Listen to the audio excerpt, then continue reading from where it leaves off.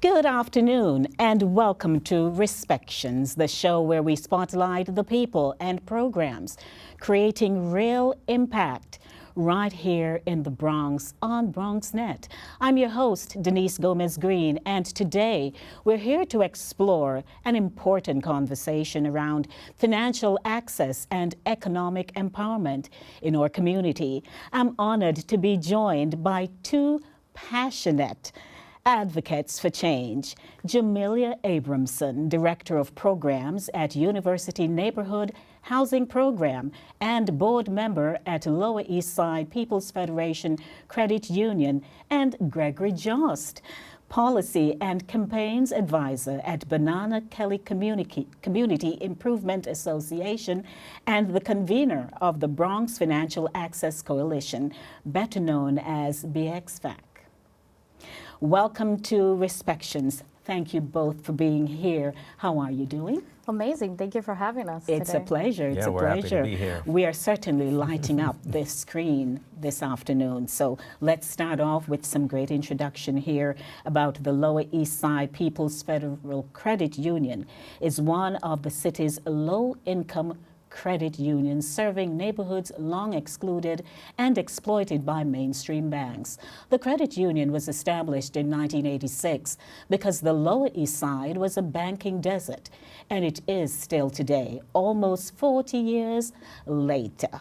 And so LSPFCU is a member-owned, not-for-profit financial institution.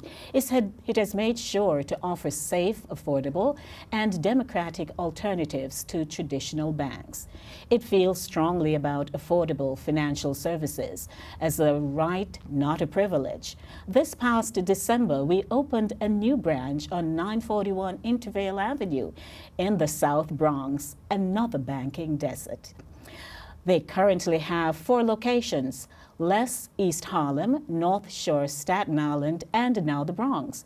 LES PFCU has never been afraid to enter markets where we know there is a need for financial assistance. Ladies and gentlemen, let's start talking.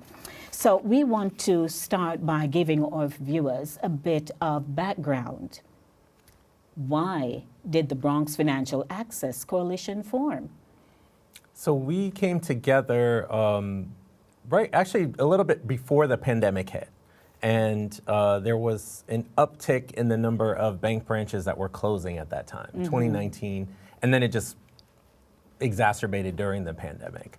So we were looking at how our neighborhoods were faring, right? Where people who have had limited access to kind of mainstream banking services for a long time, and also where many of the banks that do exist have very high fees, right? So that we have a lot of financial institutions that don't necessarily help people meet them where they're at.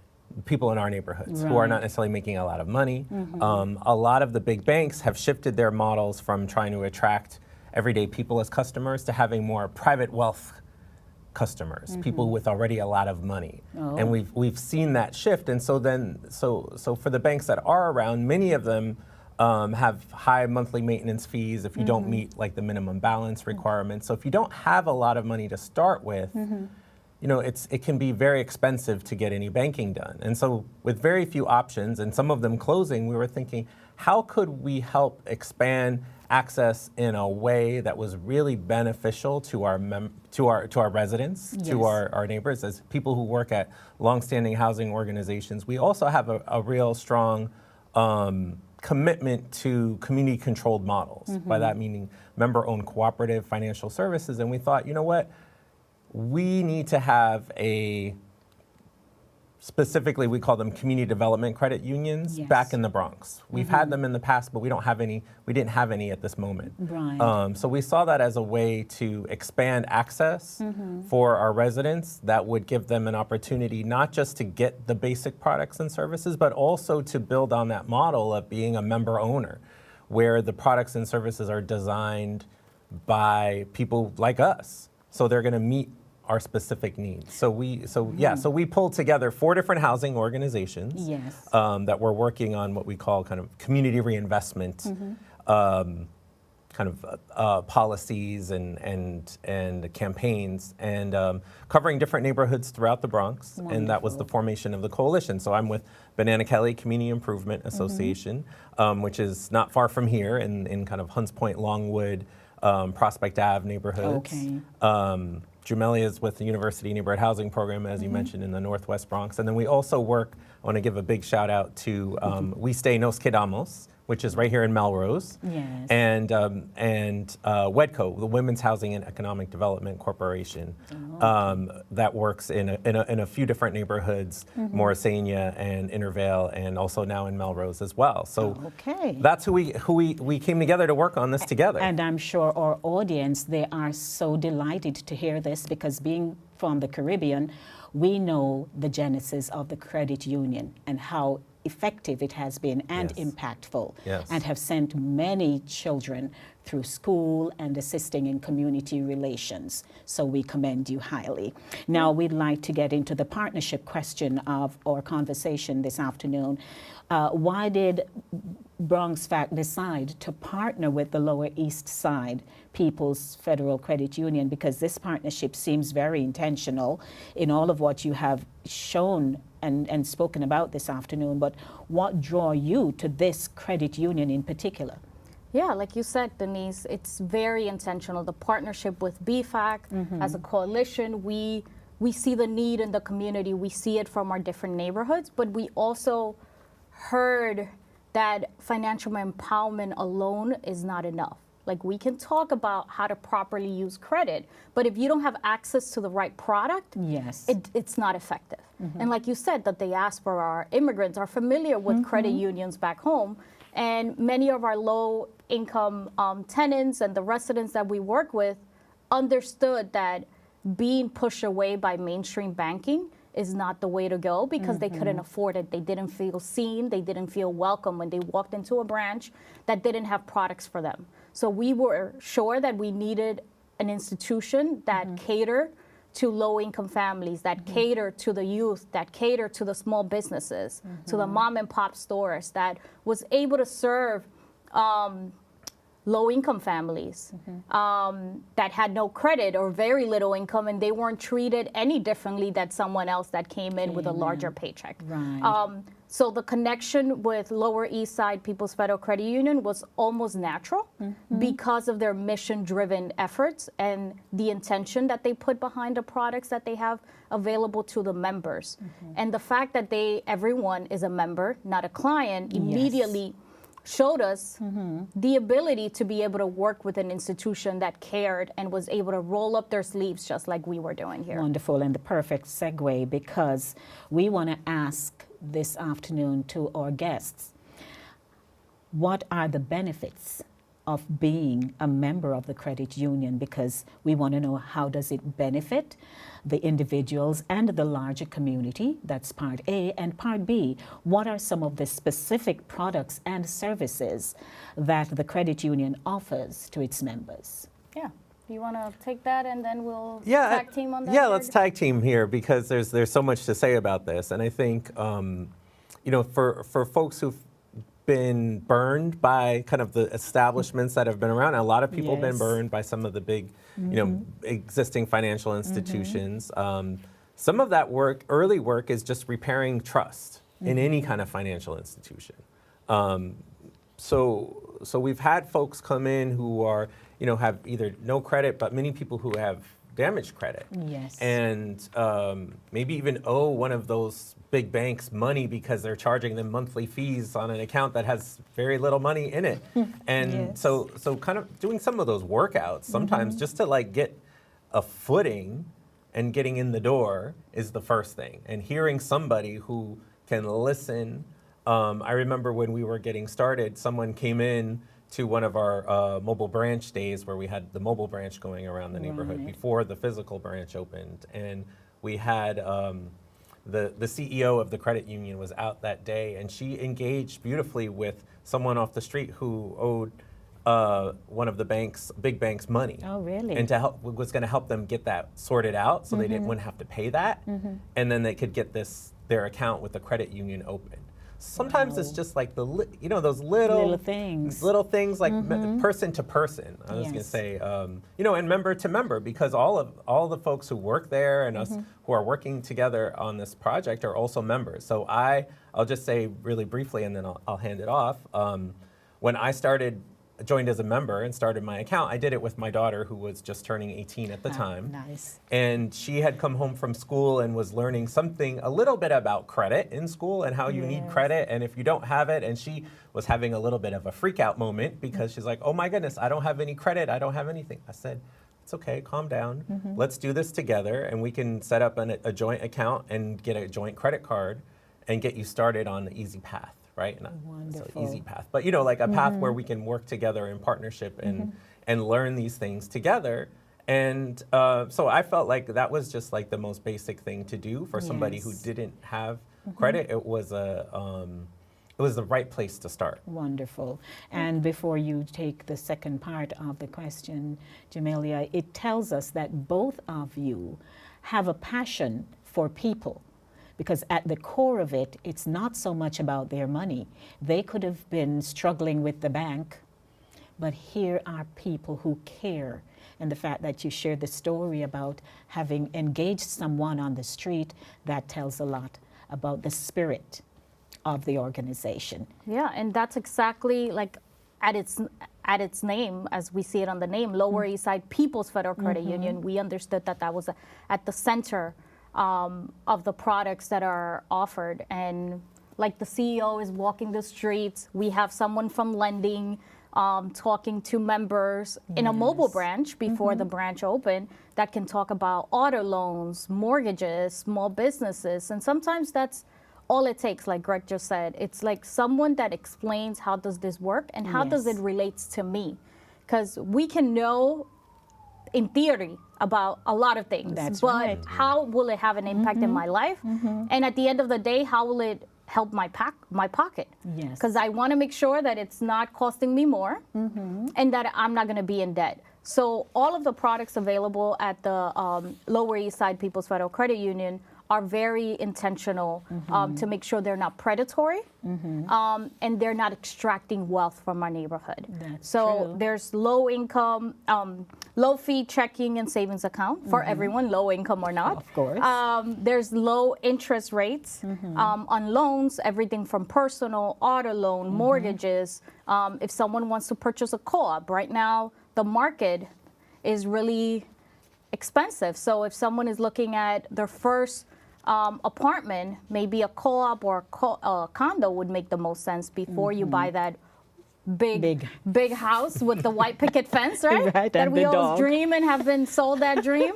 But homeownership looks very differently. So the credit union has a focus on co-ops and condos, and they have a product that can help a lot of new first-time home buyers. And then the rates, that's what's going to make the difference. Like you cannot get more debt that you cannot repay.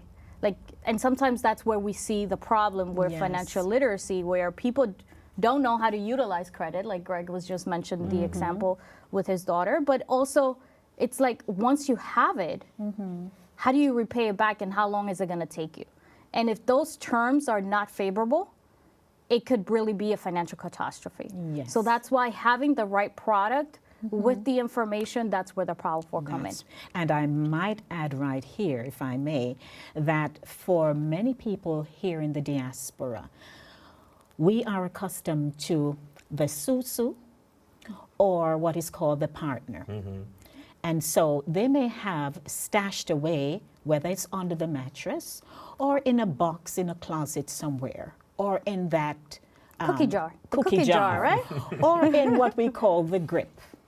That little dulcimina. Most people from the Caribbean would know that was a brand. So they may have their money stashed away, but the fact that they're gonna now say, oh my goodness, I can actually come in and have a conversation about how I can open an account, what are the benefits of opening this account with the credit union. So that's commendable, because we have to think of people where they are and their different levels.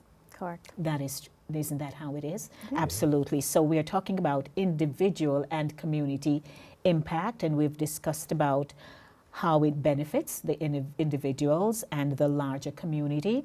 And we know that it's not just about the checking and savings, but it's about strengthening neighborhoods and the lives, correct? Correct. So it's like once you have a checking account and the savings, that's great. But like, do you know how to use credit? Do you know how to pay back loan? Can you pay it back and then send your kids to college, buy your first car, buy that home that we were talking about, start a business, like building those relationships. And it's almost like a training wheel. Yes. Like you start with a little moped first, and then you can have a bigger vehicle. So I think having the knowledge and the trust that Greg was mentioning earlier, it's so important that makes those wheels turn properly. And trusting that no one's going to take advantage of you, because that's the other underlying cost, that loan is not going to be sold to a third party. It's going to stay here in our neighborhood. And what's reinvested, it's reinvested here in the community. Okay. And what has the response been? Because I think that's crucial to the longevity of the organization. Yeah, we're out having conversations with people, and we have, I don't have the exact number, a couple hundred people have joined since we started this work here in the Bronx. There were actually a lot of Bronx members already that were traveling down to either East Harlem or Lower East Side to one of the branches. So we've been able to expand access for them as well, existing members. And I just want to jump back onto what Jumelia was saying as well, though, at the neighborhood level, what's so important of creating this alternative vision and model that's not extractive because of the impact that it's had in our neighborhoods. We know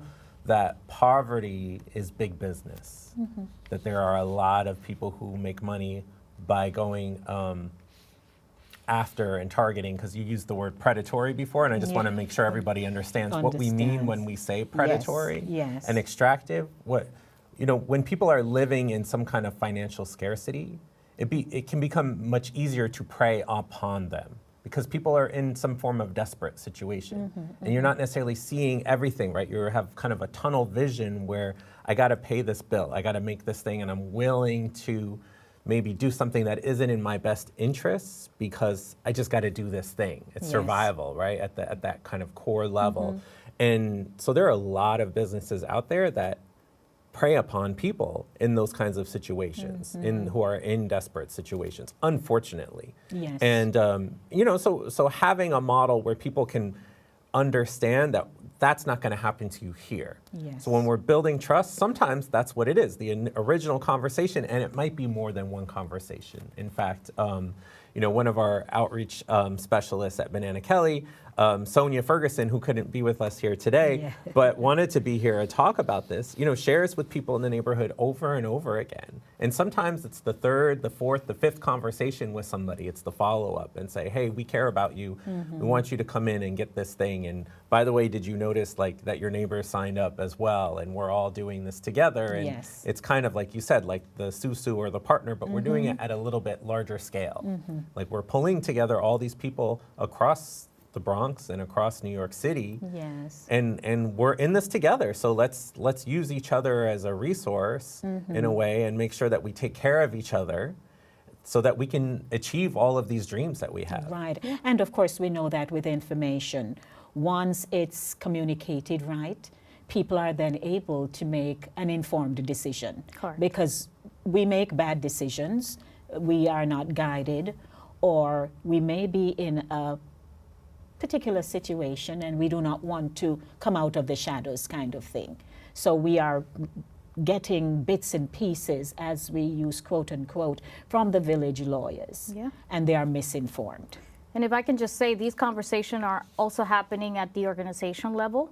So we also are select partner groups of Lower East Side, meaning that all of our clients and members can become members of a credit union no matter where they live in the Bronx.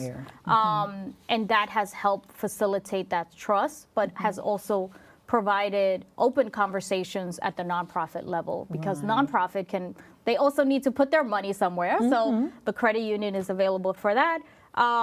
And lastly, I just wanted to say it's been great to have conversation with the supers in the building that we are affiliated with as well, because they live in the community, they're using those services, and sometimes they're relying on check cashing or services that are costly on a month-to-month basis that don't seem like a lot, but if you're spending $10 each month, over the year, it adds up. That's money that can go in to your savings or whatever system you have. If it's under the mattress, that's fine. As long as you're saving in it, it's not being taken away from your household. Yes. And having the presence of a credit union in a community, it's a move into profitability because people are now able to say, I have a plan for my money. This is what I will be doing, rather than we deposit in an account and it's digital now, so you may not have your passbook, but you're looking at the numbers just going up each time you're depositing. But there is no concept in your mind as to who can I talk to when I go into the credit union? How can they guide me in terms of my long-term goals? Yeah. So at the credit union here in the Intervale location, Jose Hernandez is the branch manager, and he's there Monday through Friday, 9 to 5. So he's there Till 4. Till 4. Yes. Correction. Don't go at 4:30. Come before 4. So he's there to guide members, but also to have conversation with people that are curious as to like, what is a credit union? What do they do? How can they help? If they were on check system with another bank, like how do we fix that? Because the goal is to making sure that there's financial support and that you're meeting with a financial coach.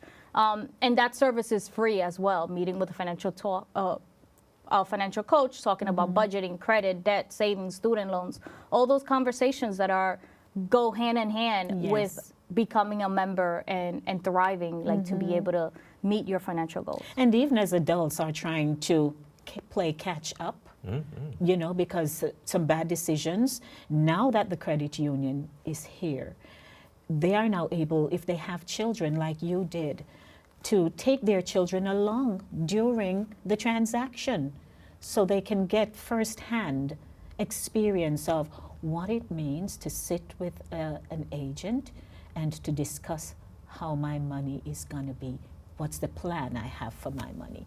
And that stimulates them early. Yep. Because where I'm from, we had a piggy bank. Granted, we would go into the piggy bank from time to time. So that principle wasn't really stressed to say, hey, when you put it away, unless it's an emergency, should you go into that piggy bank? You should have another Source. tool to be able to like rely for those there you emergencies. go. And we're also encouraging people who do already have a bank account to consider becoming members as well, because sometimes you need to have multiple accounts so that That's you can true. use this account for these things and separate it and say like, but what I'm going to do at the credit union is really work on this other part of my life, which is building up my credit, perhaps getting a lower interest rate loan, refinancing out. And even if I've, you know, what we've said a number of times, it's not just about people who are unbanked or underbanked, but it's also people who are unhappily banked. Okay. You know, we have the big banks are only getting bigger. They're getting further and further away from us. Yes. You know, there was a time when most of the banks in the Bronx were based in the Bronx, if you can imagine that. But being here in the financial capital of the world means that most of our banks have been bought up or consolidated into just a small number of big national, multinational corporations that are very distant from us. And there's not really much accountability. They're only accountable to their shareholders on Wall Street. Right. What's great about the credit union is that the shareholders is every member who's a depositor. Can you imagine that? Yeah. So if one person does well, everybody Everybody does well. So does it's in the well. best interest of everyone that we all Yes. thrive together. One thing that I Absolutely. wanted to bring up before I forget is Okay. that membership is not defined only on your immigration status. So if anyone has an ITIN and it identifies, Okay. It's a number issued by the IRS. I'm trying to remember the acronym. Identity Taxpayer ID number. There you go. You got it. You got Took it. some time. Yes. So if anyone has an ITIN number as opposed to a Social Security number, they are still able to access all of the services available to the member. So they can open a checking and savings, they can apply for a loan, they can build credit, they can buy a home, they can buy a car. Yes. So we don't want that to be a deterrent to becoming a member and having a happy relationship with a financial institution. Absolutely. What an interesting, enlightening conversation I've been having here this afternoon with Jumelia, Abrahamson, and Gregory Jost. And it's all about the Lower East Side People's Federal Credit Union. And it is one of the city's low-income credit unions, serving neighborhoods long excluded and exploited by mainstream banks. The credit union was established in 1986 because the Lower East Side was a banking desert. And it is still today, almost 40 years later. Of course, you have been tuned into Respections, and I know that you are now putting your information in perspective so that something remarkable will happen to those numbers that you want to see go up as an uptick in your financial health. So it has always been the focus of Respections, the show where we spotlight the people and programs creating real impact right here in the Bronx. I'm your host, Denise Gomez Green, and stick and stay. We will be right back.